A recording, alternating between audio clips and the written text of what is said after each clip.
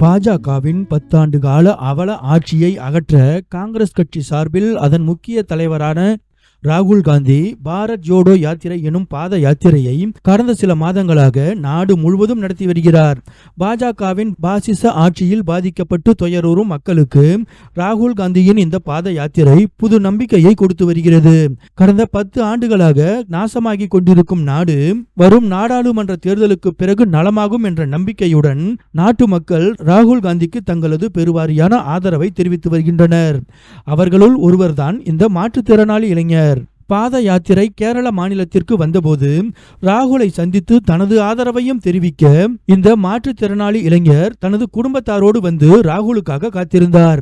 அப்போது அங்கு வந்த ராகுல் காந்தி இந்த இளைஞரை பார்த்தவுடன் ஓடி வந்து இளைஞருடன் கை குலுக்கினார், நலம் விசாரித்தார், பாசத்தை பகிர்ந்து கொண்டார்.